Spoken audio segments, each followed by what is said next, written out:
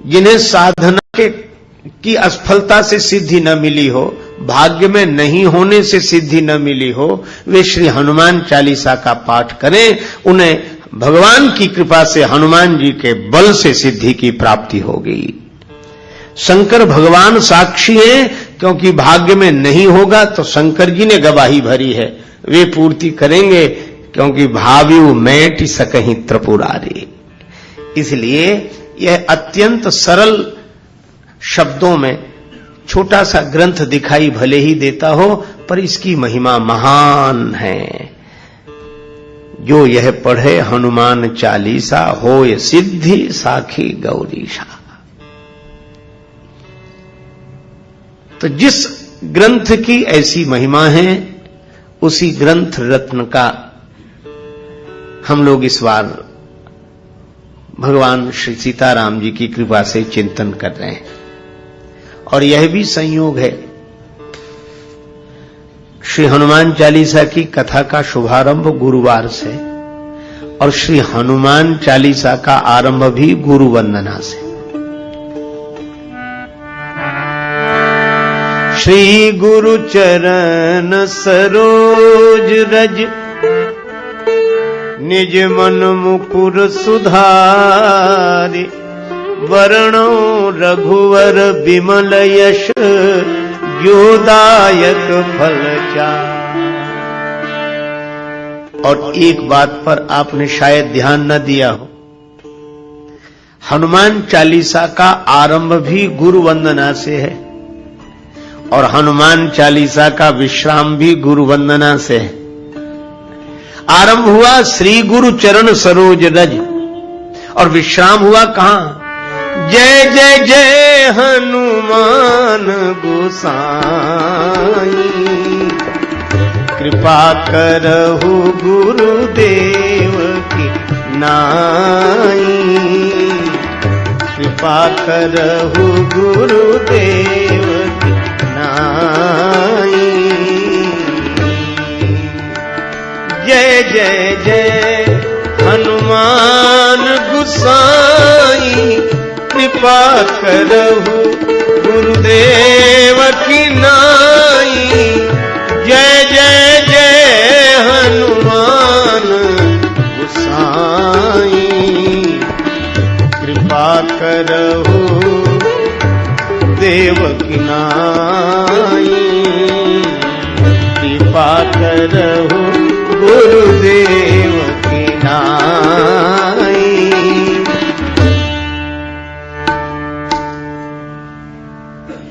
और इसका अर्थ है कि श्री तुलसीदास जी ने हनुमान जी को गुरुदेव के रूप में ही देखा है। क्यों देखा है? देखो, गुरुदेव की महिमा क्या है? भगवान से मिला देना गुरुदेव की महिमा नहीं है। भगवान तो मिले मिलाए हैं, भगवान तो कभी अलग है ही नहीं, पर मिले मिलाए की पहचान करा देना गुरुदेव की महिमा है। भगवान देखो, किसी प्राणी पदार्थ की प्राप्ति भले ही अप्राप्त की प्राप्ति हो, पर परमात्मा की प्राप्ति तो प्राप्त की प्राप्ति है। भगवान तो मिले हुए हैं। कहां है? सब जगह। ईश्वर सर्वभूतानां हृदय से अर्जुन तिष्ठति। गीता गायक भगवान गोविंद कहते हैं कि वह परमात्मा सबके हृदय में बैठे हुए हैं। श्री तुलसीदास जी बार बार रामचरितमानस में कहते हैं, अस प्रभु हृदय अछत अविकारी, सबके उर अंतर बसहु जानहु भाव कुभाव। तो भगवान तो सबके साथ है।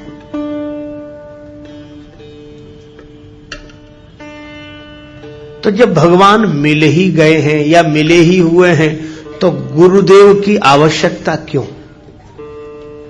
इसलिए खोया होए तो फिर मिले। कोई वस्तु खो गई हो तो खोजने से मिल जाएगी, और कोई रूठ गया हो तो मना लेंगे। होया होए तो फिर मिले, रूठा ले ही मनाए, पर मिला रहे फिर ना मिले, तासों कौन बसाए। तो जो मिला रहने के बाद भी न मिल रहा हो, मिलकर भी जो अनमिला हो, उससे मिला देने का काम गुरुदेव का है। अच्छा, तुलसीदास जी महाराज से किसी ने पूछा कि हनुमान जी आपके गुरुदेव क्यों हैं, क्या इन्होंने राम जी से आपको मिलाया? तुलसीदास जी बोले कि राम जी तो मिल गए थे, फिर हनुमान जी ने क्या किया? कहा कि मिले हुए राम जी को हम पहचान नहीं पा रहे थे। मंदाकिनी तट राम घाट पर, मंदाकिनी गंगा के किनारे चित्रकूट में राम घाट पर श्री राम जी प्रकट हुए। मंदाकिनी तट राम घाट पर प्रगटे दशरथ नंदन, बोले मधुर वाणी में धनुधर, बाबा दे दो चंदन। श्री राम जी प्रकट हो गए। तुलसीदास जी के आंखों से आंसू बरस रहे थे भगवान की याद में, भगवान के विरह में। उन बरसते हुए प्रेमाश्रुओं से चंदन उतारा जा रहा था। भगवान प्रकट हो गए, बाबा चंदन दे दो। तुलसीदास जी तो वैसे ही परेशान थे। भगवान की ओर देखकर बोले, बच्चा हमें क्यों परेशान करते हो? घाट पर बहुत लोग हैं, किसी से ले लो, बहुत पंडे बैठे हैं, हम तो वैसे ही परेशान हैं। रोने लगे। भगवान ने मन में सोचा कि अभी कम रो रहे हैं, हम चले जाएंगे तो ज्यादा रोएंगे, पहचान नहीं पा रहे हैं। तो भगवान ने कहा, अच्छा बाबा चंदन दो चाहे मत दो, पर यह बताओ तुम रो क्यों रहे हो? कौन खो गया है तुम्हारा? तुलसीदास जी रोते हुए बोले, हमारे भगवान हमें नहीं मिल रहे, हमारे भगवान हमें नहीं मिल रहे। राम जी बोले, तब तो आपके भगवान बड़े कठोर हैं, आप इतना रोते हो तो भी भगवान आपको नहीं मिलते हैं। तुलसीदास जी रोने लगे और राम जी के मुख पर हाथ रखते हुए बोले, नहीं बच्चा ऐसा मत कहो, हमारे राम जी तो कृपालु है। श्री रामचंद्र कृपालु, भज मन हरन भव भय दारुणम। श्री रामचंद्र कृपालु, भज मन हरन भव भय दारुणम। श्री राम श्री राम श्री राम श्री राम श्री राम श्री राम। भगवान तो कृपालु हैं, हमारा ही दुर्भाग्य है कि भगवान नहीं मिल रहे हैं। अब बोलो, तुलसीदास जी को भगवान मिले हुए हैं कि नहीं? मिले हैं, पर मुश्किलें होती हैं आसान बड़ी मुश्किल से, मुश्किलें होती हैं आसान बड़ी मुश्किल से। आदमी बनता है इंसान बड़ी मुश्किल से।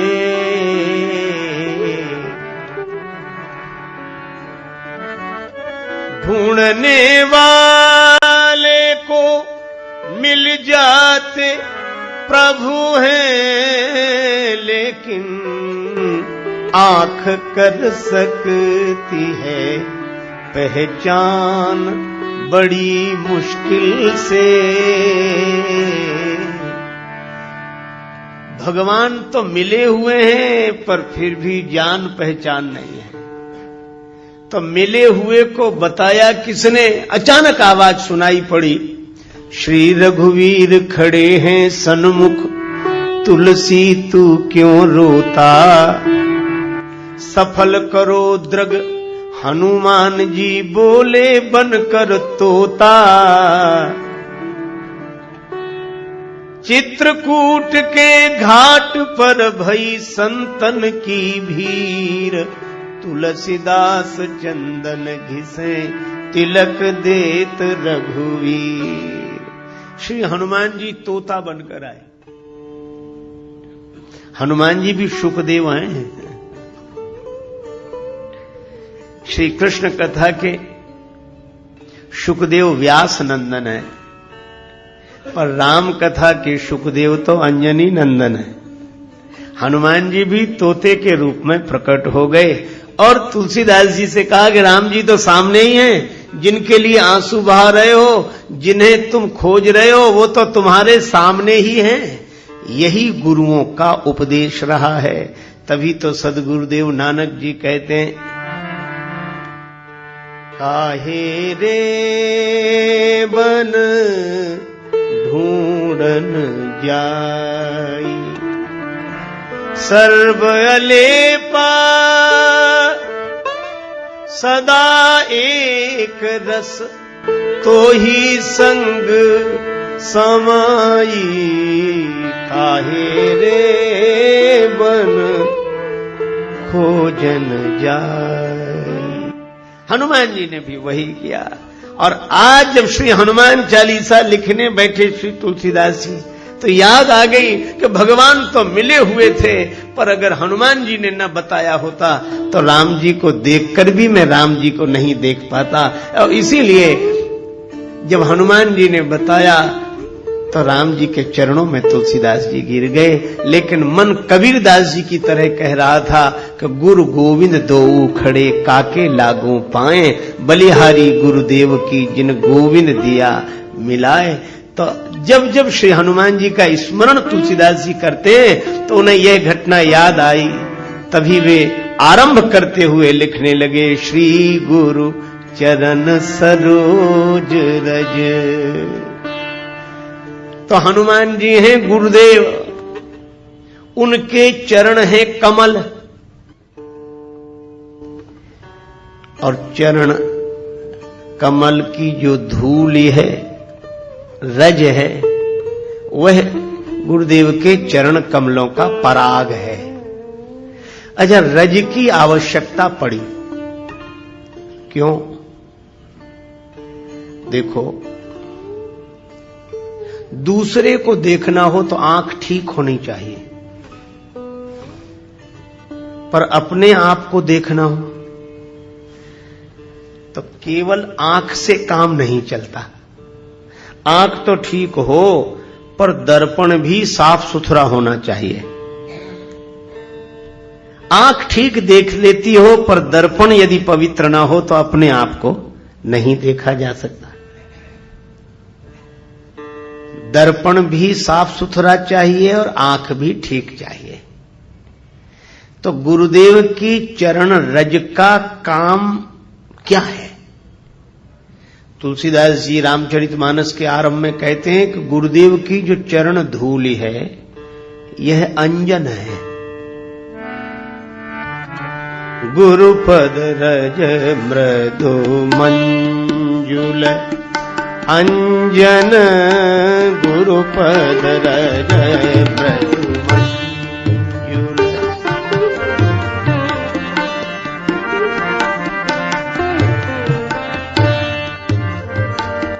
नयन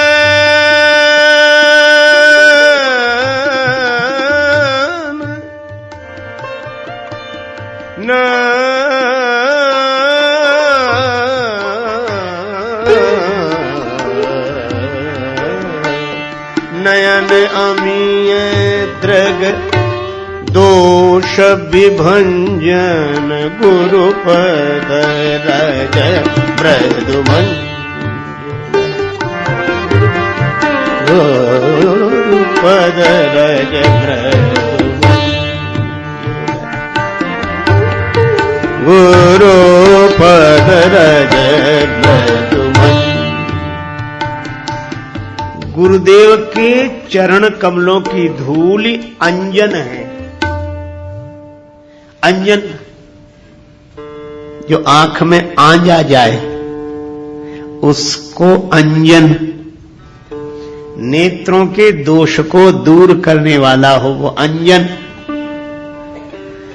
तो हनुमान जी महाराज हैं अंजनी नंदन। तो अंजनी नंदन है गुरुदेव, उनके चरण की धूलि बन गई अंजन। आंखों के लिए कौन सी आंखें? मरमी सजन सुमति कुदारी, ज्ञान विराग नयन उर्गारी।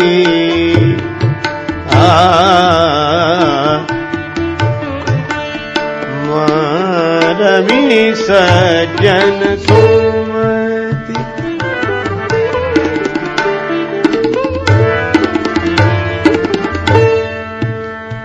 ज्ञान विराग नयन उर्गारी, यह दो आंखें जैसे बाहर की हैं ऐसे ही दो आंखें भीतर की हैं, ज्ञान और वैराग्य।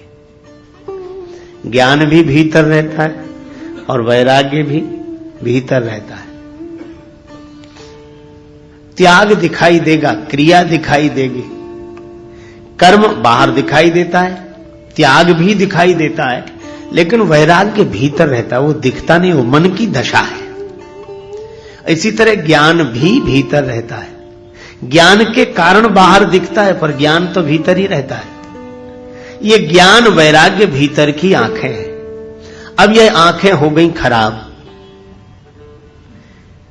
आंखें भी कहीं खराब होती हैं, हां भाई हो जाती हैं। कैसे? इन आंखों में जब मोतियाबिंद आता है तो आंख खराब हो जाती है। तो इन ज्ञान और वैराग्य की आंखों में भी मोतियाबिंद आ गया है। ज्ञान की आंख में द्वेष का मोतियाबिंद आ गया है और वैराग्य की आंख में राग का मोतियाबिंद आ गया।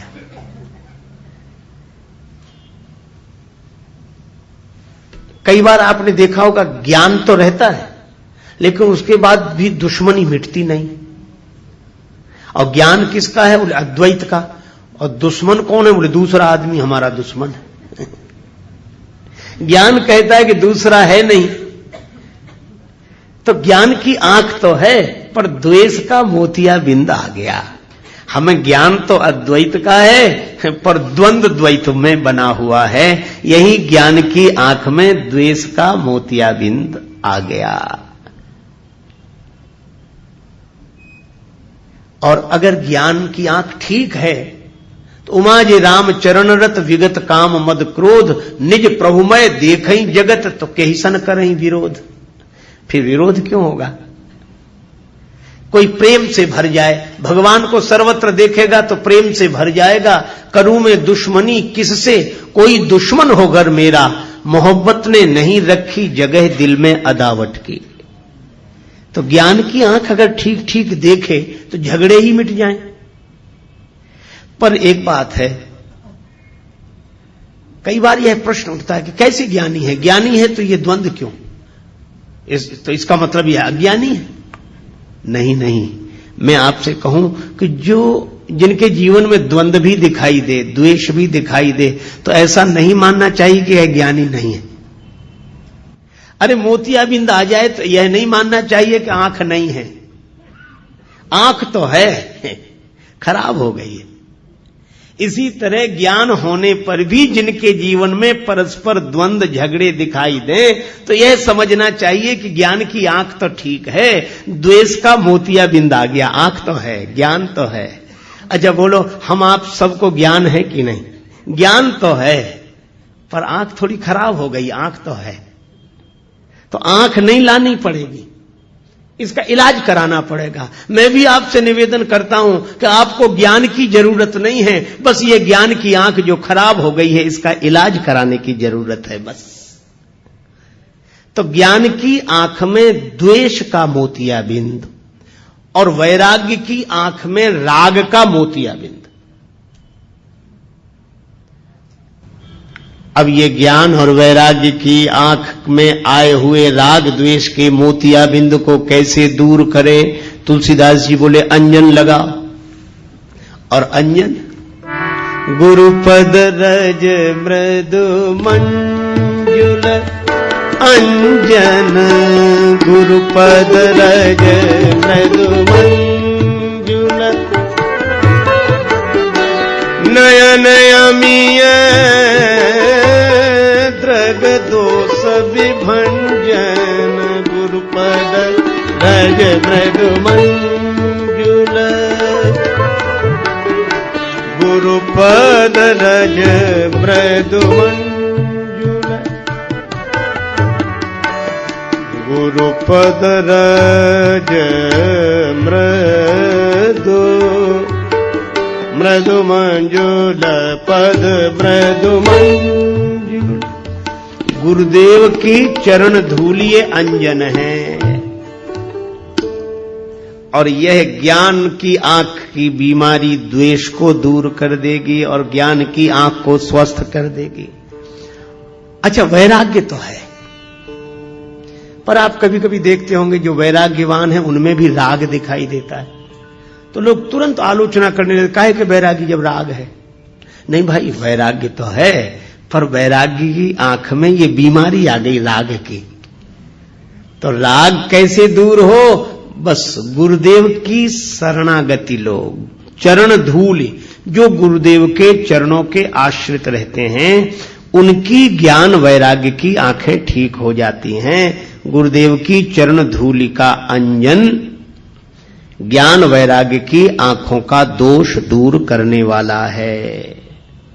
अच्छा, एक अद्भुत बात है, धूल अगर आंख में गिर जाए तो खुली हुई आंख भी बंद हो जाती है। धूल अगर आंख में गिर जाए तो खुली हुई आंख भी बंद हो जाती है। लेकिन अद्भुत बात है, वही धूल जब गुरु जी के चरण से जुड़ जाए तो जो धूल खुली हुई आंख को बंद करने वाली थी, वही जब गुरुदेव के चरण से जुड़ जाती है तो बंद हुई आंख को खोलने वाली बन जाती है। यह गुरुदेव के चरणों की महिमा है। अच्छा, और गंभीरता से सोचें, रज, रज धूल को भी कहते हैं और रज रजोगुण को भी कहते हैं। रजोगुण का संबंध काम से है, कामेश क्रोधेश रजोगुण समुद्भवः, श्रीमद् भगवद गीता में कहा गया रजोगुण से काम उत्पन्न होता है। लेकिन वही रज गुरुदेव के चरण से जुड़ जाए। एक आपने उदाहरण सुना होगा, राम जी की चरण रज ही तो अहिल्या चाहती थी, उद्धार हो गया। क्यों? अहिल्या जी का भाव यह था कि रज के कारण ही पतन हुआ है, काम के कारण ही पतन हुआ है। का वही रज जब भोग से जुड़ती है तो पतन का हेतु बन जाती है, और वही रज अर्थात कामना भगवान से जुड़ती है तो उद्धार का हेतु बन जाती है। तो रज वही है, पर गुरुदेव के चरण से जुड़ जाए। अगर हमारी कामना भी हो तो बस यह कामना हो,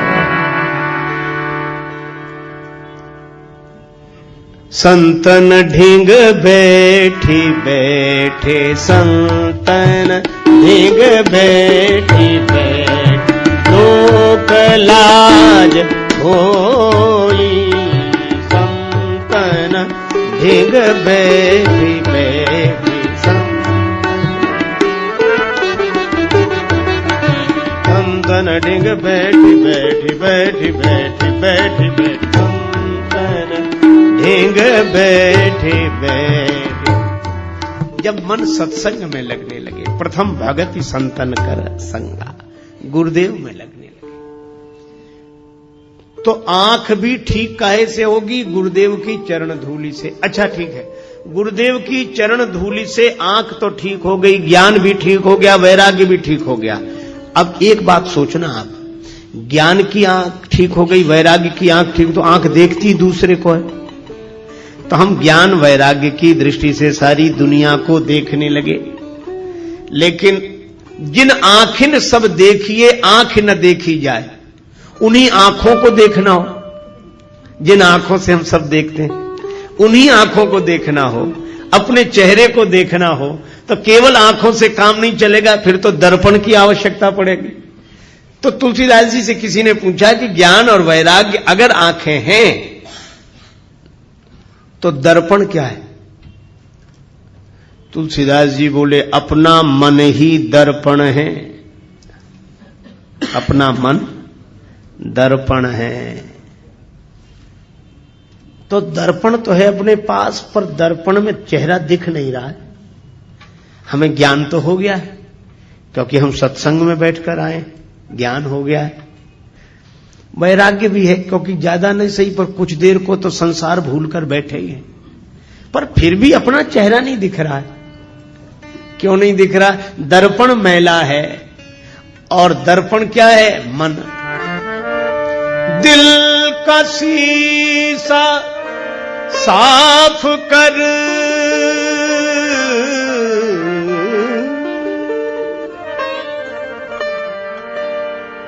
दिल का दर्पण साफ कर, दूर कर अभिमान को, अभिमान को। प्रेम भक्ति के बिना, प्रेम भक्ति के बिना नहीं नाथ के मन भाएगा, सोई परम पद पावेगा, सोई परम पद पावेगा। जो भजे हरि को सदा,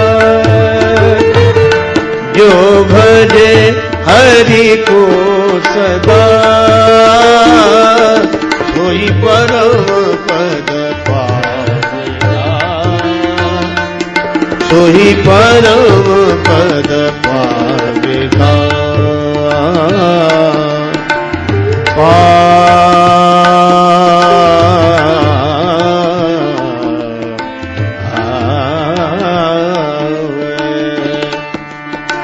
परम पद पावेगा, सोही परम पद पावेगा।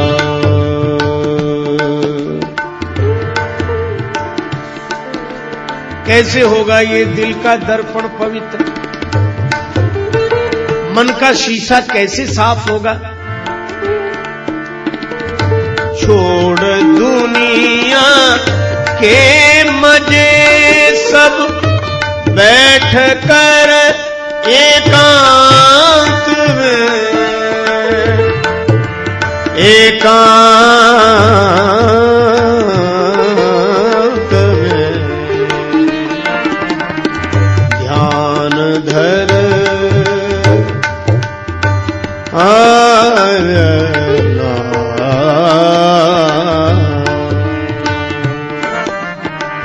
ध्यान धर गुरु के चरण का, ध्यान धर गुरु के चरण का, तो प्रभु मिल जाएगा, सोई परम पद पावेगा, सोई परम पद पावेगा, सोई परम पद, सोई परम पद, सोई परम पद पावेगा। दिल का दर्पण साफ कर। कैसे होगा? कहा कि गुरुदेव की चरण रज दो काम करती है। गुरुदेव की चरण धूल दो काम करती है। ज्ञान वैराग्य की आंख ठीक करने के लिए, राग द्वेष का मोतियाबिंद दूर करने के लिए अंजन का काम करती है। क्योंकि नियरे होए सूझत नहीं, लानत ऐसी जिंद, तुलसी या संसार को भयो मोतिया बिंद। तो ज्ञान वैराग्य की आंखों का, राग द्वेष का मोतिया बिंद दूर करने के लिए गुरुदेव के चरण कमलों की धूल अंजन है। और मन का दर्पण अगर साफ करना हो तो बस वही धूल उस दर्पण पर डाल दो। आपने देखा राख से, मिट्टी से साफ किया जाता है। तो जैसे आप राख से कोई चीज साफ करते हैं, मिट्टी से साफ करते हैं, तो पहले तो उसे लगा लेते हैं और उस पर पानी डालते हैं, तो राख या धूल अलग होती है पर उसको साफ कर देती है। इसी तरह गुरुदेव की चरण धूली अपने मन के दर्पण में लगाकर फिर प्रेम के आंसुओं का जल गिराओ, मन का दर्पण निर्मल हो जाएगा। और इसीलिए तुलसीदास जी यहां कहते हैं, श्री गुरु चरण सरोज रज रज सुधार कर, किसके लिए? निज मन मुकुर सुधार। अपना मन रूपी दर्पण ठीक कर लें और अपना मन जैसा होगा वैसा ही चेहरा दिखाई देगा। तो मन पवित्र हो जाए। निर्मल मन जन सो मोहि पावा। निर्मल मन जिसका होता है उसे भगवान मिलते हैं। तो मन की निर्मलता से मिलते हैं भगवान और गुरुदेव की कृपा से होता है मन निर्मल। तो यहां से श्री तुलसीदास जी हनुमान चालीसा आरंभ करते हैं। यह मन पवित्र क्यों कर रहे हो? वर्णौ रघुवर विमल यश विमल जस जो दायक फल चारि। गुरुदेव की चरण रज का अंजन बनाकर, ज्ञान वैराग्य की आंखें पवित्र करके, गुरुदेव की चरण धूलि से मन रूपी दर्पण को पवित्र करके मैं श्री राम जी के चरित्र का वर्णन कर रहा हूं। वर्णौ रघुवर विमल जस। अच्छा एक बात बताओ, हनुमान चालीसा में तो हनुमान जी की महिमा ही गाई गई, पर वर्णौ रघुवर विमल जस कह रहे हैं मैं राम जी का पवित्र यश वर्णन कर रहा हूं। राम जी का यश वर्णन कर रहे हैं और महिमा हनुमान जी की गा रहे हैं। क्यों? तुलसीदास जी बोले मैं हनुमान जी का स्वभाव जानता हूं, वैसे आएंगे ही नहीं बुलाने पर। एक ही है कारण उन्हें बुलाने का। ये कहो वर्णौ रघुवर विमल जस। हम राम जी के गुण गा रहे हैं, राम जी का पवित्र यश गाना चाहते हैं, तो हनुमान जी तुरंत आ जाएंगे। क्यों आ जाएंगे? क्योंकि रामचरित सुनीवे को रसिया। रामचरित सुनीवे को रसिया। राम लखन सीता मन बसिया। राम लखन सीता मन बसिया। राम लखन सीता मन बसिया। वर्णौ रघुवर, राम जी का नाम दिया यहां रघुवर। रघु के कुल में जो सबसे अधिक श्रेष्ठ हुए हैं रघुवर, रघुवंश में जो श्रेष्ठ, ऐसे श्री राम जी का यश वर्णन करो। अच्छा यश कैसा है? विमल यश। राम जी का यश निर्मल है। तुलसीदास जी ने एक जगह लिखा रामचरितमानस में कि भगवान के जो गुण हैं यह पवित्र धागा है। जुगुत वेद पुन पोई हई रामचरित वर ताग। वर माने श्रेष्ठ, ताग माने तागा, धागा। और कवियों की कविता हो ये कवित मुक्ता मणि चारु। कवियों की कविता मोती है। किसी ने तुलसीदास जी से कहा कि यह उपमा तो बड़ी विचित्र है, मोती कीमती होता कि धागा? तुलसीदास जी बोले कीमती तो मोती होता है। तो बोले कवियों की कविता कीमती है कि राम जी का चरित्र? तुलसीदास जी बोले राम जी का चरित्र, राम तुम्हारा चरित्र स्वयं ही काव्य है, कोई कवि बन जाए सहज संभाव्य है। मैत्री शरण गुप्त जी की यह पावन पंक्तियां सचमुच राम जी के चरित्र की ही विशेषता है। ठीक है, तो कवियों की कविता को मोती क्यों बनाया आप?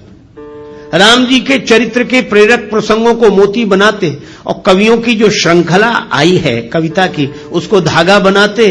तुलसीदास जी बोले हमने जानबूझकर नहीं बनाया। क्यों? बोले मोती भले ही कीमती हो, लेकिन मोती की माला बनानी पड़ेगी तो मोती में छिद्र करना पड़ेगा। अब मैं राम जी के चरित्र को मोती की उपमा कैसे दे दूं? क्योंकि हमारे राम जी के चरित्र में तो कहीं छिद्र है ही नहीं, इसलिए मैंने मोती नहीं बनाया। हाँ, राम जी का चरित्र धागा है और यह धागा इतना अनंत है कि चाहे जितनी कवियों की कविता रूपी मोती इसमें पिरो दिए जाएं, पर इस धागे का कभी अंत होने वाला नहीं है। हरि अनंत हरि कथा अनंता। राम जी का चरित्र ऐसा पवित्र चरित्र है, तुलना नहीं करनी चाहिए, कोबड़ छोट कहत अपराध हो, पर राम जी अपने आप में अद्वितीय हैं। निरुपम न उपमा आन, राम समान राम निगम कहें।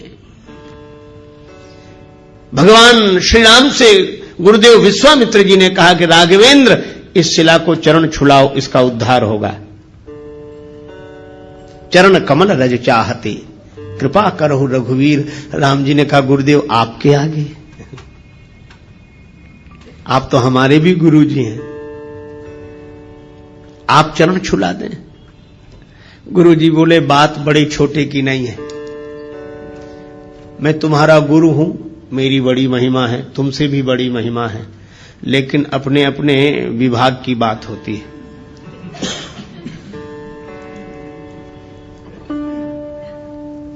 कहीं कहीं चेले की महिमा गुरु से भी अधिक होती है।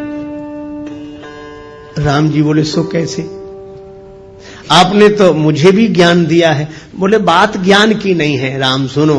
क्या कहा कि अहिल्या का जो पतन हुआ है यह भ्रमवश इंद्र को गौतम के रूप में स्वीकार करने से चरित्र से पतन हुआ, चरित्र चला गया, और चरित्र से जो गिर गया हो उसका उद्धार कौन करे? तब गुरु जी ने कहा कि चरित्र से जो गिर गया उसका उद्धार उसकी चरण धूलि कर सकती है जो चरित्र से कभी न गिरा हो। और राम इस दृष्टि से देखें तो एकमात्र तुम ही हो और कोई नहीं है। क्यों? मन में विकार आ जाता है पर हम ज्ञान वैराग्य विचार के बल पर संभल जाते हैं। पर राम तुम तो ऐसे हो कि मुझे अतिशय प्रतीत मन केरी, जागृत की कौन कहे जही सपली हूं पर नारी नहेरी। ऐसा विमल चरित्र पवित्र चरित्र तो केवल श्री राम का है। राम तुम्हारे जैसा कोई चरित्रशील नहीं, इसीलिए मैं कहता हूं कि जो चरित्र से गिर गया है उसका उद्धार होगा तो तुम्हारे जैसे चरित्रशील की चरण धूलि से ही होगा। इसलिए चरण कमल रज चाहती कृपा करहु रघुवीर। राम जी जैसा निर्मल चरित्र, पवित्र चरित्र दूसरा नहीं। अरे औरों की बात जाने दो। रावण गया कुंभकर्ण के पास, कुंभकर्ण ने पूछा क्या बात है लंकापति, बहुत उदास दिखाई दे रहे हो, तुम चिंतित आज दशानन क्यों? रावण बोला हर ली हमने मिथिलेश कुमारी, हमने सीता जी का हरण कर लिया। तुम चिंतित आज दशानन क्यों, हर ली हमने मिथिलेश कुमारी। कुंभकर्ण बोला अधिकार किया तुमने उन पर? रावण बोला लखती ही नहीं वह और हमारी, वे हमारी ओर देखती तक नहीं।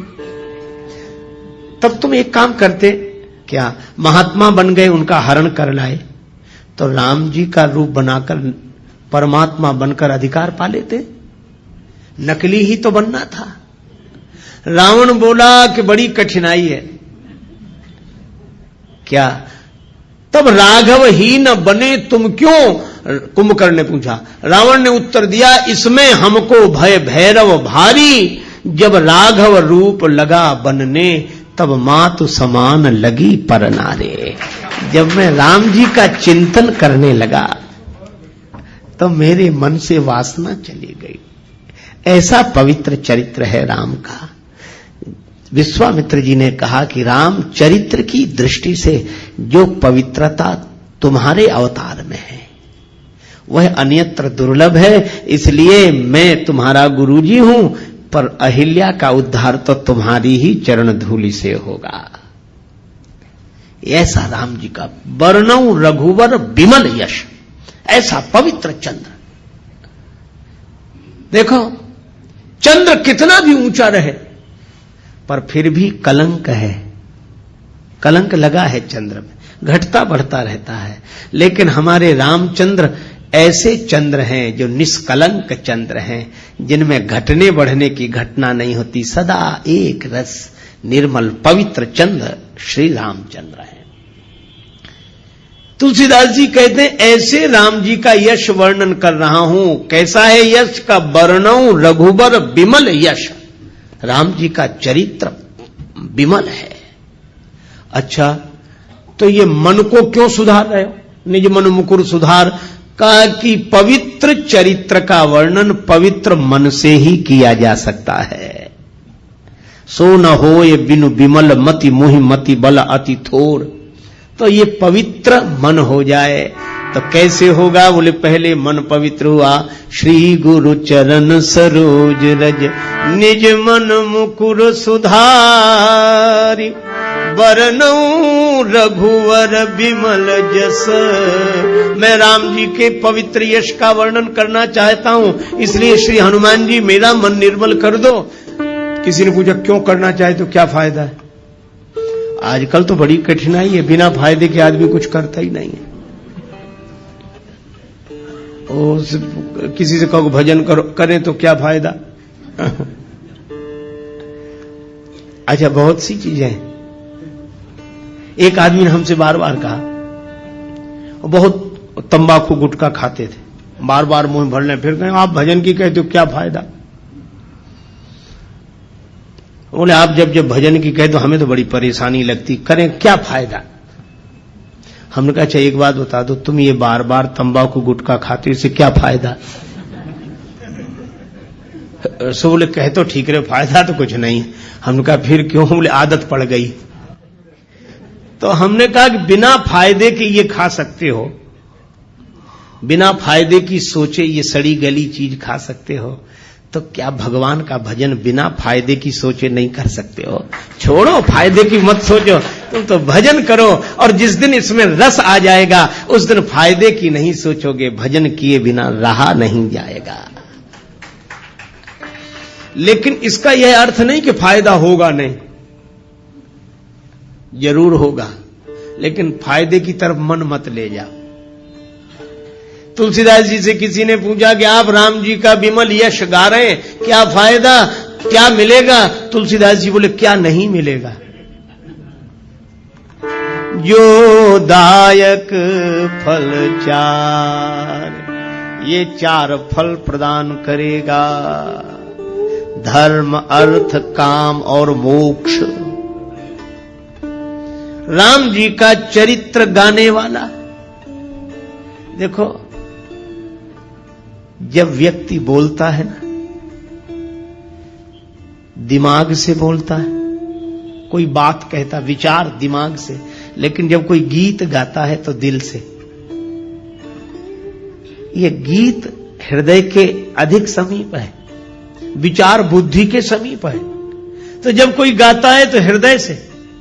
और मैं आपसे कहूं कि राम जी का गुण कोई हृदय से गाएगा, और जब हृदय राम जी के गुणों से भरा हुआ होगा, ऐसे आदमी के द्वारा अधर्म कभी हो ही नहीं सकता। जब होगा धर्म ही होगा। तो यह राम कथा का गाना और सुनना व्यक्ति को धर्म से जोड़ता है। धर्म, अर्थ, भगवान के गुण गाने वाला, सुनने वाला, उसके जीवन में अर्थ रहेगा ही। क्यों रहेगा? क्योंकि भगवान नारायण है, और जो भगवान के गुण गाएगा, भगवान के चरण कहां आ जाएंगे? उसके हृदय में। ये यही कथई स्नेह समेता, कहीं हई सुनी हई समुझ सचेता, होई हई राम चरण अनुरागी, कलिमल रहित सुमंगल भागी। भगवान के चरणों का अनुराग उसके मन में आ जाएगा। तो भगवान के चरण कहां आ जाएंगे? उसके हृदय में, उसके जीवन में। और जब मैं आपसे एक बात पूछता हूं, लक्ष्मी जी को दुनिया भर में ढूंढो, कहां मिलेंगी? भगवान के चरणों में। भगवान नारायण के चरण दबाते हुए ही तो लक्ष्मी जी मिलती हैं। इसीलिए जो भगवान के गुण गाएगा उसका जीवन धर्ममय हो जाएगा। जो भगवान के गुण गाएगा, सुनेगा और भगवान के चरण उसके मन में आ गए तो भगवान के उन चरणों की सेवा करने के लिए लक्ष्मी जी अर्थ बनकर उसके जीवन में आ जाएंगी। धर्म, अर्थ। और जो राम जी के गुण गाकर ऐसे मस्त हो जाए कि उसकी कोई कामना ना रहे, प्रेम में भर जाए। विभीषण जी ने यही कहा कि लंका का राज्य पाने की वासना पहले थी, और कछु प्रथम वासना रही, प्रभुपद प्रीति सरित सो वही। आपका प्रेम उमड़ गया तो अब वो भी इच्छा नहीं रही। हमें कुछ नहीं चाहिए, कुछ नहीं चाहिए, हमारी कोई इच्छा नहीं, कोई कामना नहीं। भगवान ने कहा कि तुम्हारी कोई इच्छा नहीं, पर अब हमारी इच्छा हो गई। तुम निष्काम हो गए तो हम सकाम हो गए। अब हमारे मन में इच्छा है। यद्यपि सखा तब इच्छा नाही, मोर दरस अमोघ जग माही।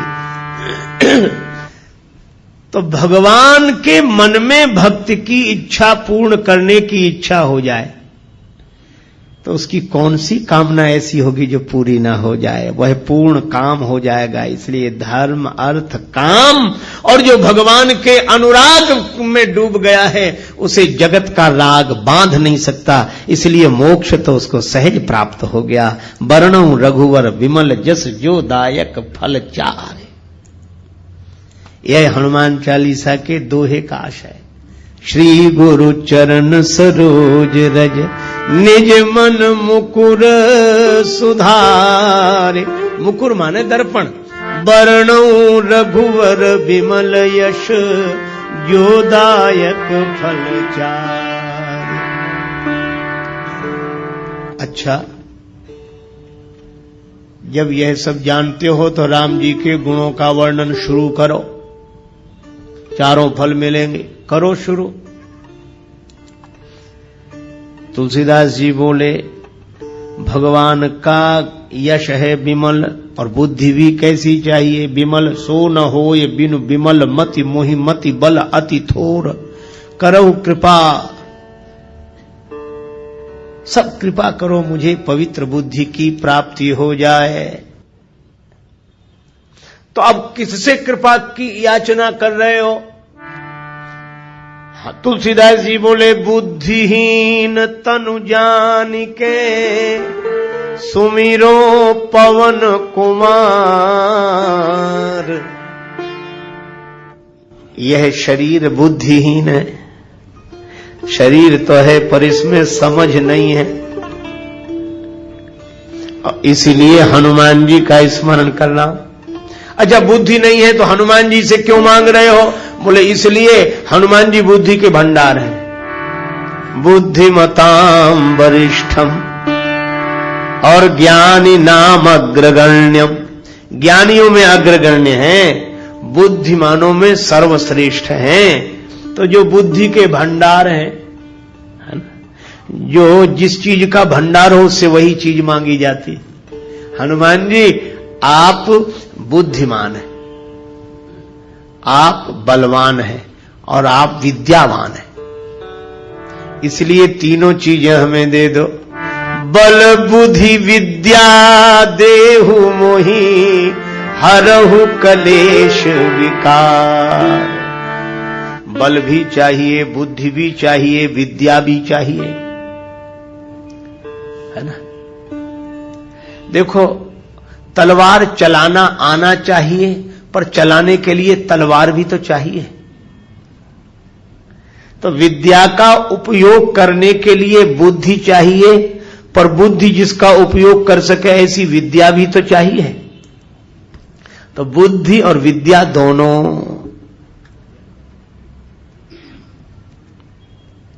लेकिन बल भी तो चाहिए। बुद्धि का प्रयोग सही समय पर कर सकें वैसी ताकत भी चाहिए, बल। और या यूं कहो कि बुद्धि बल के साथ बहुत आवश्यक है। बिना बुद्धि के बल लगाना ठीक नहीं है। बल का प्रयोग बिना अकल के करना ठीक नहीं। एक महात्मा कहते थे कि बल के साथ बुद्धि का प्रयोग अवश्य करो। क्यों? यदि बिना बुद्धि के बल का प्रयोग कर दिया तो दो ही जगह जाएंगे, या सेंट्रल जेल में या अस्पताल में। अकल नहीं लगाई और ताकत लगा दी और इतने बड़े से लड़ गए जिसकी बराबरी के हम नहीं थे, लड़ गए और पिट गए तो अस्पताल में। और बिना अकल लगाए लड़ गए और दूसरे को ज्यादा सता दिया, पकड़े गए तो जेल में। इसीलिए बुद्धि का प्रयोग बल के साथ अवश्य करें। और यही कारण है हनुमान जी जीत गए, राक्षस हार गए। बल तो राक्षसों में भी बहुत है और बल हनुमान जी में भी बहुत है, लेकिन हनुमान जी में बल के साथ बुद्धि है, पर इन राक्षसों में बल तो बहुत था पर बल के साथ बुद्धि नहीं थी। बुद्धि होती तो बल होने के बाद भी क्या यह दुर्दशा होती जो हुई। इसीलिए बल के साथ बुद्धि, और बुद्धि बल दोनों हो पर विद्या हो। विद्या की परिभाषा क्या? सा विद्या या विमुक्तये, विद्या क्या? जो व्यक्ति के मन को अज्ञान के बंधन से मुक्त कर दे, उसका नाम है विद्या। विद्या मिल गई, इसकी पहचान विद्या ददाति विनयम। विनम्रता आ जाए तो समझ लो विद्या जीवन में आ गई है। और बरसहि जलद भूमि नियराए, जथा नवहि बुध विद्या पाए। तो हनुमान जी में विद्या है, इसीलिए वे विनम्र हैं। सदा नीचे बैठे मिलते हैं राम जी के चरणों में, हमेशा विद्या है। बल बुद्धि विद्या देहो मोहि। तो हनुमान जी से तुलसीदास जी प्रार्थना कर रहे हैं, आप बल के भंडार हैं, आप बुद्धि के भंडार हैं, आप विद्या के भंडार हैं, तो इन तीनों को दे दो।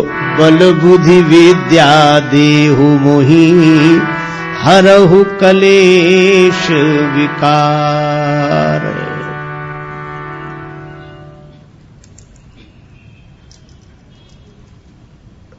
देखो,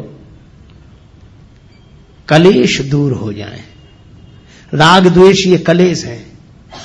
अभिनिवेश, अस्मिता, अविद्या, अविद्या, अस्मिता, अभिनिवेश, राग द्वेष, यह 5 क्लेश हैं योग शास्त्र के अनुसार।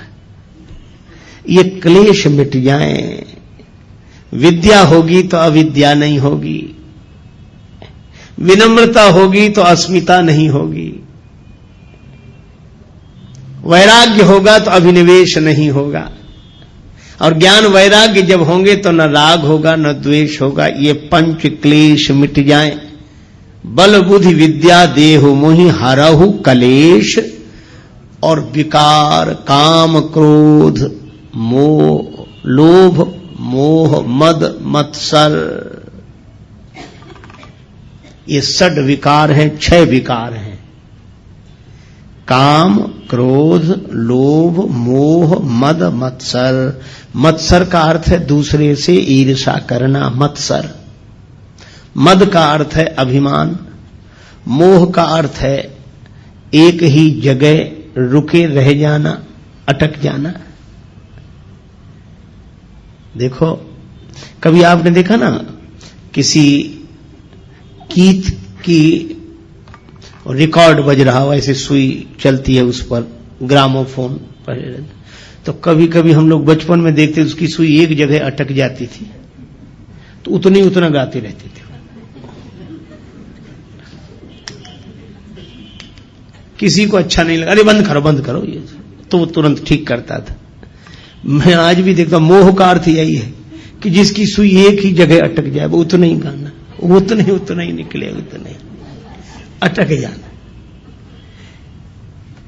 गीत चलता रहे यह ठीक है, लेकिन अटक जाना, जो अटका वही भटका। तो अटको मत, चलते चलो, हम तो हमारी मस्ती में झूमते चले हैं। ये मोह है, अटक जाना। देखो, गुलाब के फूल के मूल में, उसकी डाली में भौरा रुक ही रहा। गुलाब के फूल झड़ गए, पत्तियां गिर गईं, किसी ने भौरे से कहा कि जाओ। भौरा बोला, यही आशा अटक्यो रहो, अली गुलाब के मूल, हुई है बहुरी बसंत ऋतु इन डारन बेफूल। फिर खिलेंगे गुलाब, हम डाली तो छोड़कर नहीं जाते। ये मोह। कमल संपुटित होने लगा, कमल के बंद होने का समय आया, भौरा फिर भी बाहर नहीं निकला, भ्रमण नहीं निकला, उसी में कैद हो गया।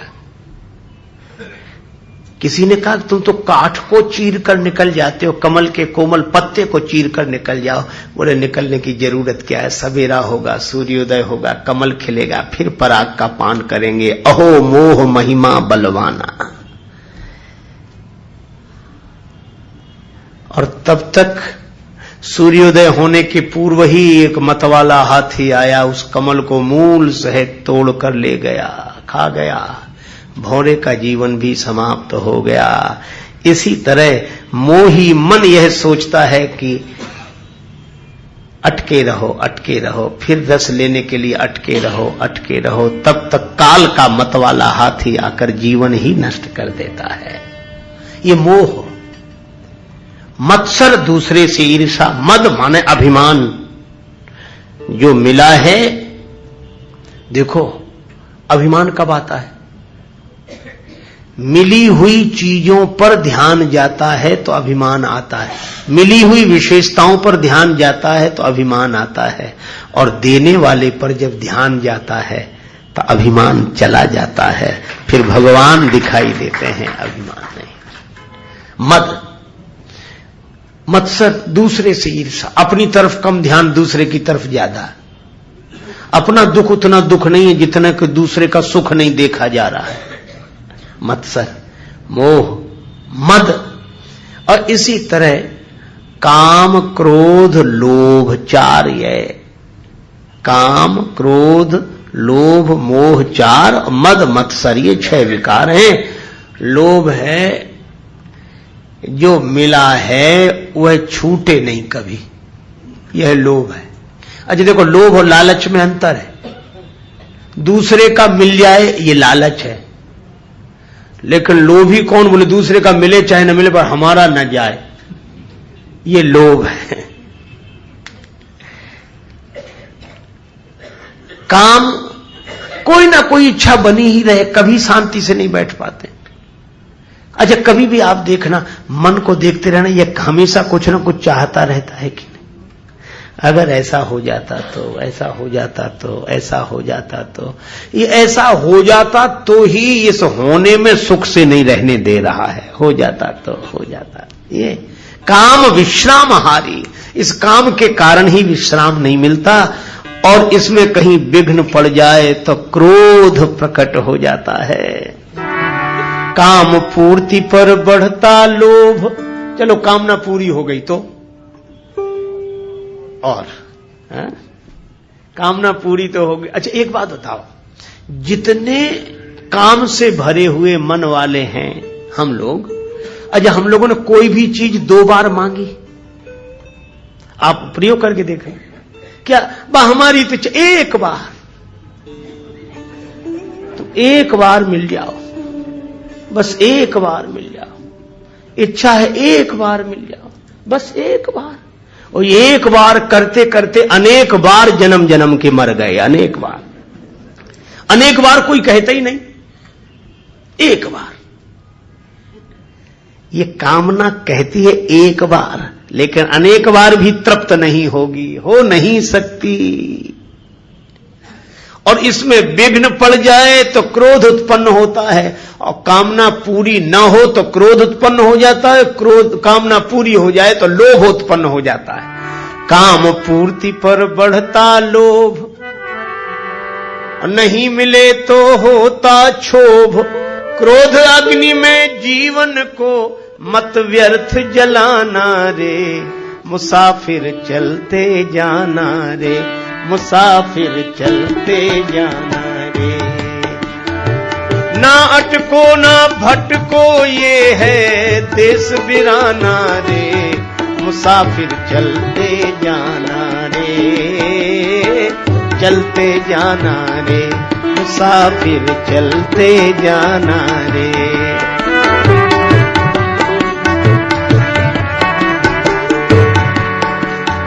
लेकिन अब एक कठिनाई है, हम आपको जो समझा रहे हैं पहली बार नहीं समझा रहे हैं, और आप भी पहली बार नहीं समझ रहे हैं। सब आप भी वही समझे हुए हैं और हम भी वही समझे हुए हैं, पर जब मौका आता है तो ये समझ काम देती है। आपकी तो देती होगी, हमारी तो नहीं देती, लेकिन अभी तो समझ ठीक है। पर भगवान की माया इतनी विकट है, ये माया तेरी बहुत कठिन है राम, ये माया तेरी बहुत कठिन है राम।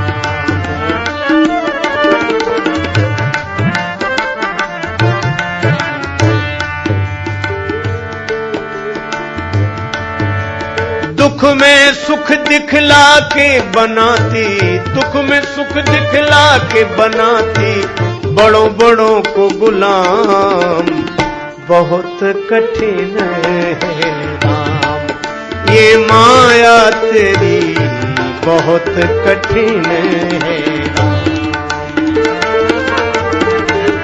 बहुत कठिन है राम। अच्छा विचार करना, करता नित्य विरोध क्रोध का, कहता बुरा परिणाम। जो क्रोध का विरोध करते हैं गलत है, क्रोध नहीं करना चाहिए, क्रोध अच्छी चीज नहीं है, बात सही है, लेकिन उनको ही जब क्रोध आता है तब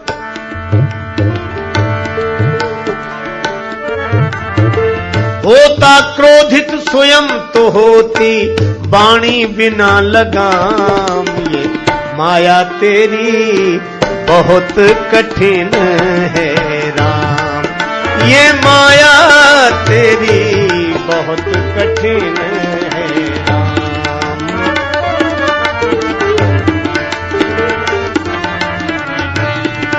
ये माया तेरी बहुत कठिन है राम।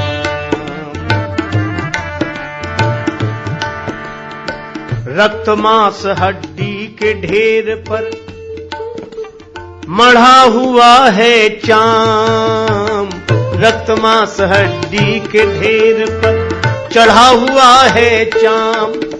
सभी जानते हैं, लेकिन देख उसी की सुंदरता, देख उसी की सुंदरता, हो जाती नींद हराम, ये माया तेरी बहुत कठिन है राम, ये माया तेरी बहुत कठिन है राम।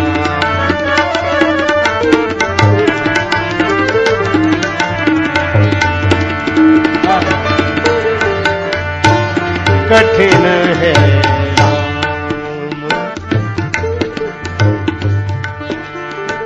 मृत्यु देखता है औरों की रोज सवेरे शाम, भवन बनाता ऐसे जैसे हरदम यहाँ मुकाम, ये माया तेरी बहुत कठिन है राम, ये माया तेरी बहुत कठिन है।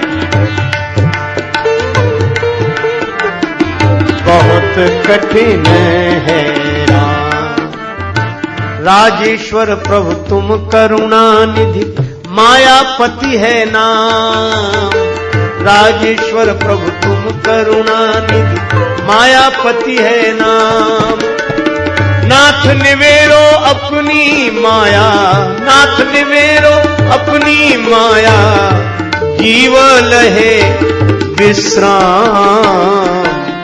बहुत कठिन है राम, ये माया तेरी बहुत कठिन है। ये माया तेरी बहुत कठिन है, ये माया तेरी बहुत कठिन है राम। इसलिए जानने के बाद भी जिसके कुप्रभाव से हम मुक्त ना हो पाए, जिस वजह से उसी का नाम माया है। सो दासी रघुवीर के समझे मिथ्या सोपी। हम समझ गए कि मिथ्या है, तीन काल में नहीं है, पर छूट न राम कृपा बिन नाथ कहूं पद रोप। कागभूषण जी कहते हैं गरुड़ जी मेरा अनुभव है, निज अनुभव अब कहूं खगेसा, बिनु हरि भजन न जाहि कलेशा। इन क्लेशों से विकारों से मुक्त होना पुरुषार्थ का परिणाम नहीं है, प्रसाद का परिणाम है, किसी का कृपा प्रसाद का परिणाम है। इसीलिए तुलसीदास जी कहते हैं कि मैं जानता हूं कि ये क्लेश हैं और ये विकार हैं, पर जानकर भी मैं इनसे मुक्त नहीं हो पा रहा हूं। इसलिए दीन होकर हनुमान जी महाराज मैं आपकी शरण में आया हूं, इसलिए आप कृपा करो। क्या बोले, इन क्लेश और विकारों से मैं तो मुक्त नहीं हो पा रहा हूं, पर आप बल बुद्धि विद्या देहु मोही। लेकिन ये बल बुद्धि विद्या मिलने के बाद भी ऐसा ना हो कि जीवन वैसा ही बना रहे, तो और क्या करें? कहरहु कलेश विकार, हमारे क्लेशों को और विकारों को दूर करें। ऐसी तुलसीदास जी ने प्रार्थना की हनुमान जी से, हरहु कलेश विकार। और उसके बाद आरंभ करते हुए कहा, जय हनुमान ज्ञान गुण सागर, जय कपीश त्यों लोक उजागर। रामदूत अतुलित बलधामा, अंजनी पुत्र पवन सुत नामा। जय हनुमान ज्ञान गुण सागर, जय हनुमान ज्ञान गुण सागर। जय कपीश त्यों लोक उजागर। रामदूत अतुलित बलधामा, अंजनी पुत्र पवन सुत नामा। जय हनुमान हनुमान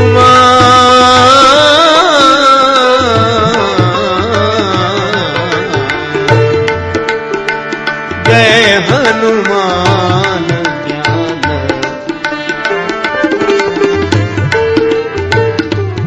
श्री हनुमान चालीसा का आरंभ करते हुए गोस्वामी जी कहते, जय हनुमान ज्ञान गुण सागर, जय कपीश त्यों लोक उजागर।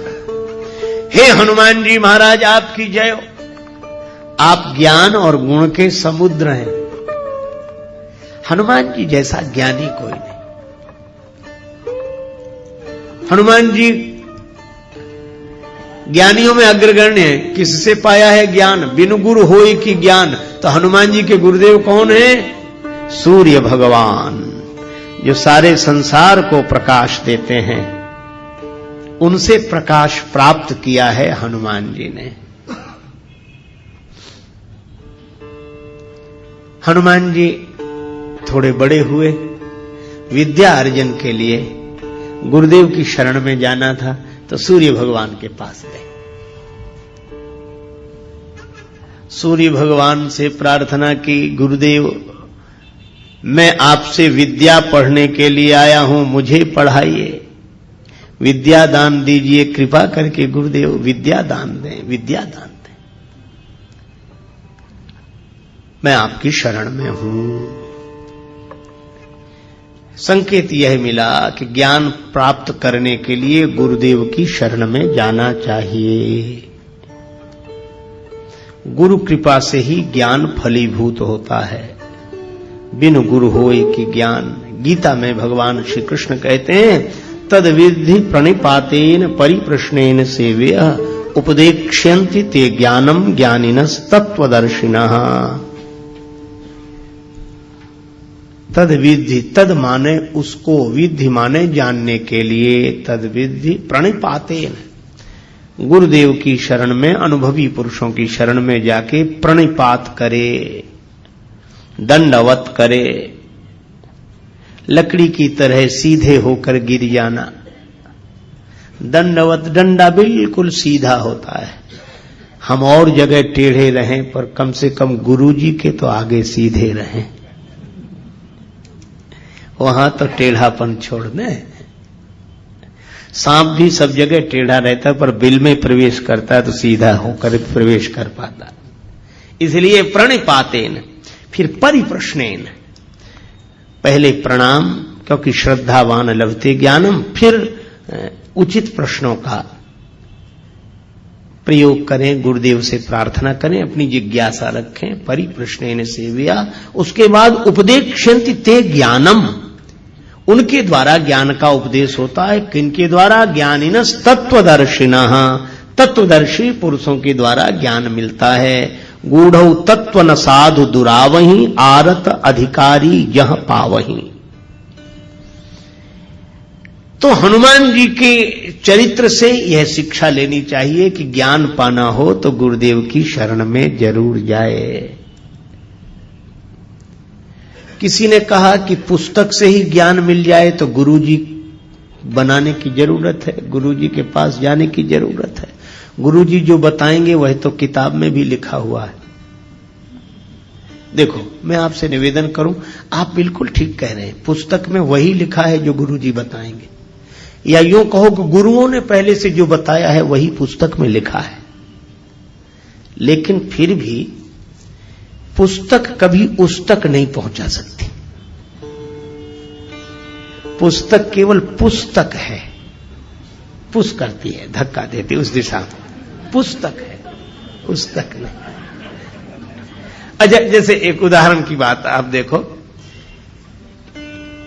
किताब में लिखा है आपको मुंबई शहर से कहीं किसी दूसरे शहर में रेलगाड़ी से यात्रा करनी है, और रेलगाड़ियों का वर्णन जिस किताब में है वो रेलवे टाइम टेबल आपके हाथ लग गया है ना।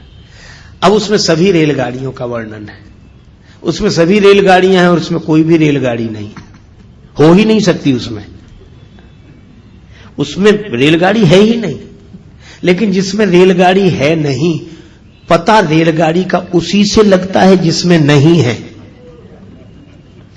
अब कोई सोचे कि किताब मिल गई है, अब रेल पकड़ने की क्या जरूरत, सब रेलें हैं इसमें। तो किताब लिए बैठा रहेगा, बताता तो रहेगा, पर वो पहुंच कहीं नहीं पाएगा। पर उस किताब को लेकर जो यात्रा कर चुका हो उससे पूछो, तो वह सही जगह का पता बताएगा। उस स्टेशन से यह गाड़ी मिलेगी, ऐसे टिकट लेना पड़ेगा, ऐसे बैठना पड़ेगा। तो यह किताब में नहीं लिखा है, यह वह बताएगा। पर बैठोगे आप उसी ट्रेन में जो आपने किताब में पढ़ी थी। तो जैसे ग्रंथ के साथ गुरु की आवश्यकता है, अनुभवी पुरुष की आवश्यकता है। जैसे कोई भोजन बनाने की कला विधि किताब में पढ़ ले और वो सोचे कि बस इतनी देर पानी को गर्म करे तब दाल डाले उसमें, मान लो उसमें 15 मिनट लिखा हो और आग ही न जल रही हो और घड़ी देखकर कोई दाल डाल दे, पानी गर्म क्या कुनकुना भी नहीं हुआ था। अब कहे भाई किताब में लिखा था।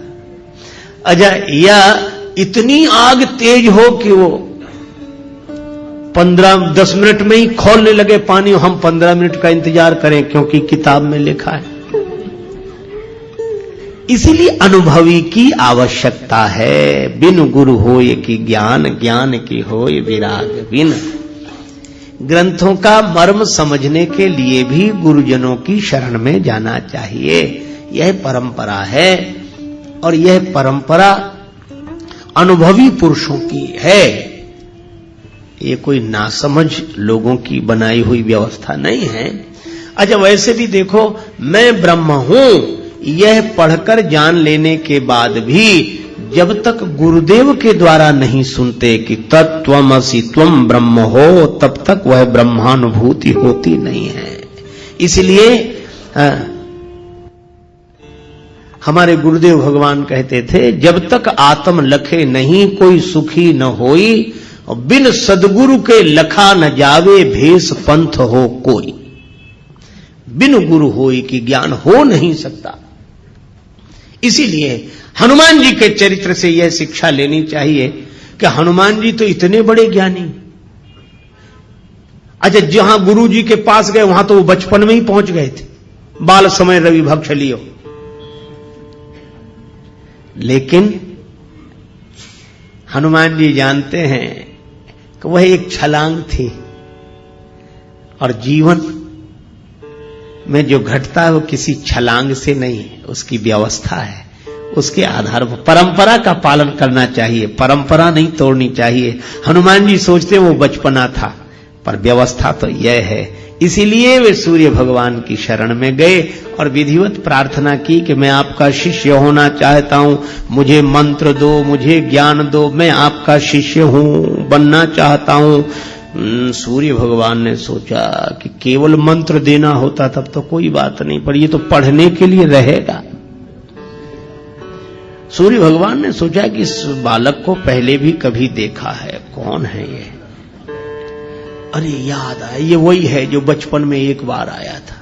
सूर्य भगवान ने सोचा ऐसे को पास रखना ठीक नहीं है, पढ़ते पढ़ते कब भूख लगावे। तब तो उतनी दूर थे, तो छलांग लगा के आ गया। यहां तो गुरु जी सामने ही रहेंगे। सूर्य भगवान ने सोचा कि देखो, मन में सोचा ऐसे विद्यार्थी को पास रखना ठीक नहीं है। तो बोले ऐसा है कि हम चलते फिरते गुरु जी हैं, एक जगह तो रहते नहीं, कल कहीं थे, आज कहीं, और उसके बाद फिर कहीं। तो पढ़ो तो ऐसे गुरु जी के पास रहकर पढ़ो जो एक जगह रहते हो, तो तुम भी वहीं रहो और उनके आश्रम में रहो, पढ़ो। अब हमारे साथ कैसे? हम तो सुबह कहीं और शाम कहीं और दोपहर कहीं और रात कहीं, कोई ठिकाना तो है नहीं।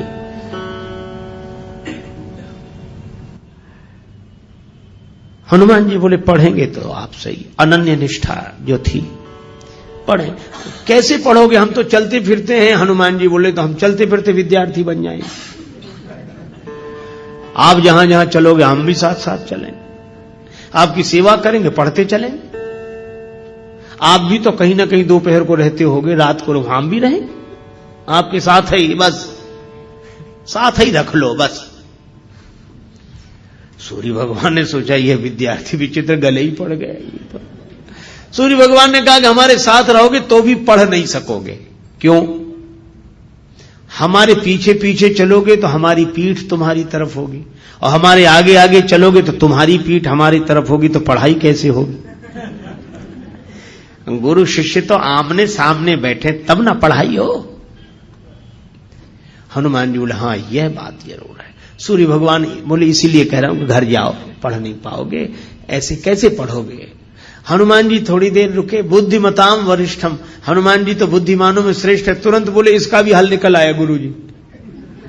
सूर्य भगवान बोले इसका क्या हल है? हनुमान जी बोले हम आपके आगे उल्टे उल्टे चलेंगे, किसी की पीठ किसी की तरफ, आपके आगे उल्टे चलेंगे। सूर्य भगवान बोले वाह, अभी तो पढ़ाई शुरू नहीं हुई,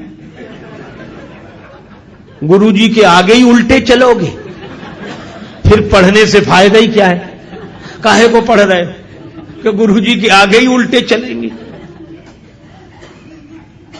अच्छा निश्चय है यह तो, कि हम तो आगे आपके आगे ही उल्टे चलेंगे, फिर पढ़ने का लाभ क्या? प्रयोजन क्या?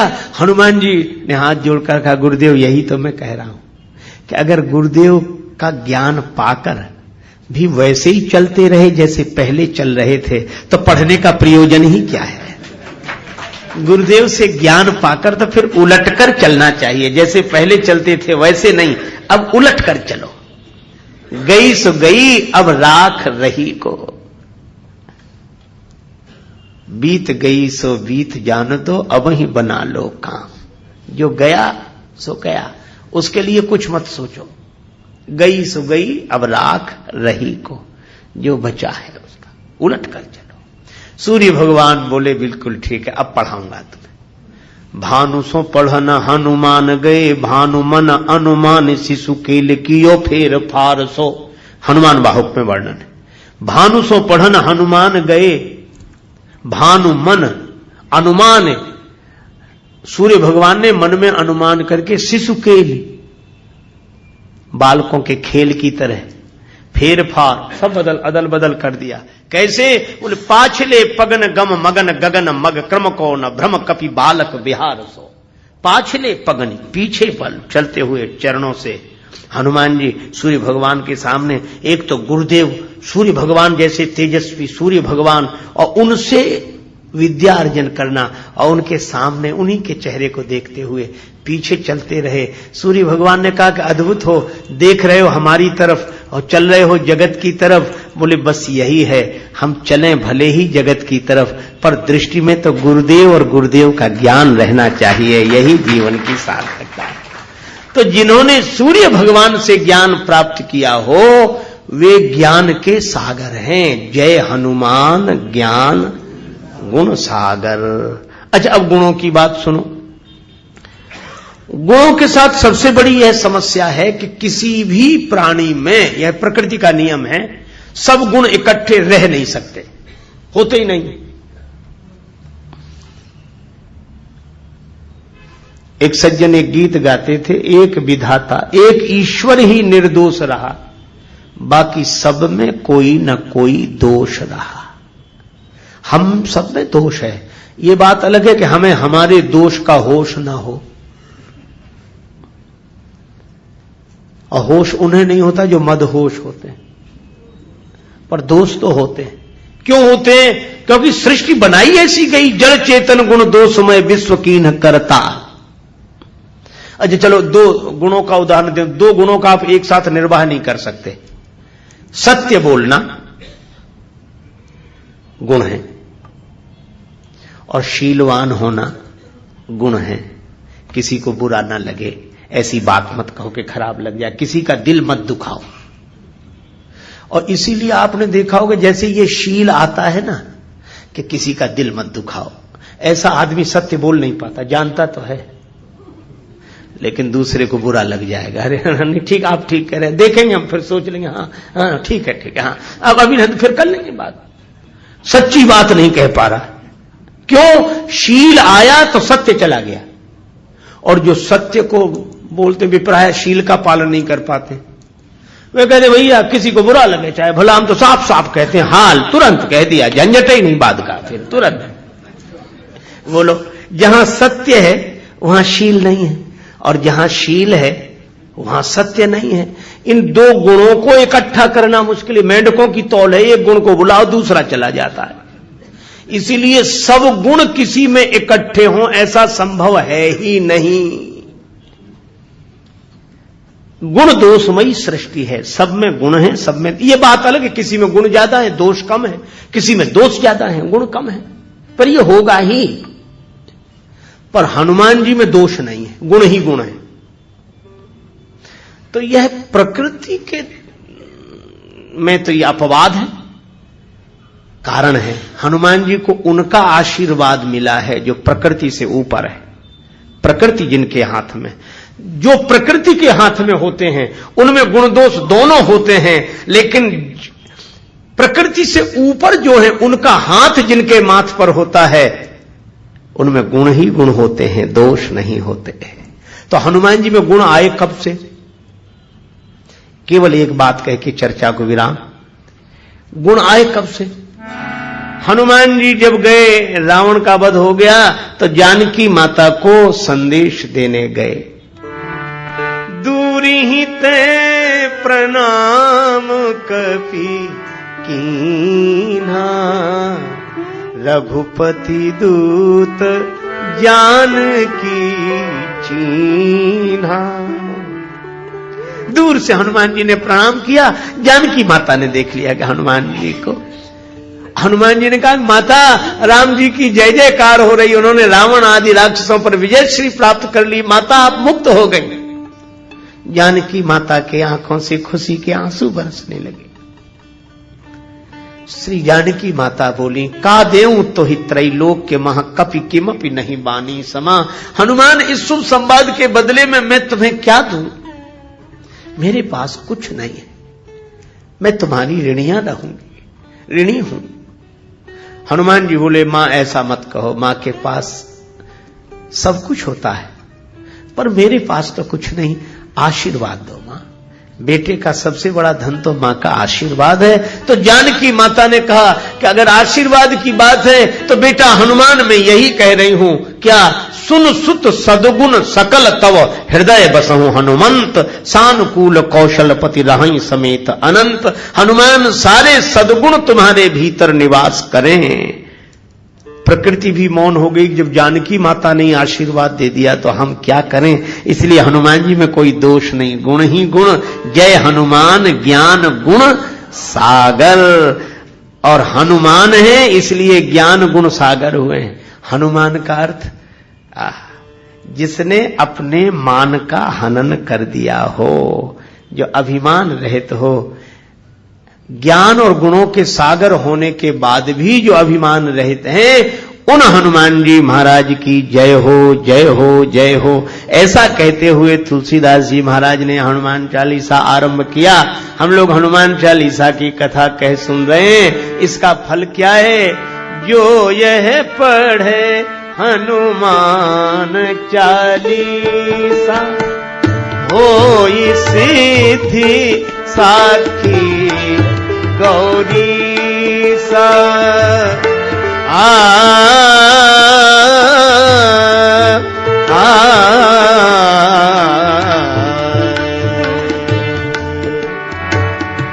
जय सिया राम, जय जय सिया राम, जय सिया राम,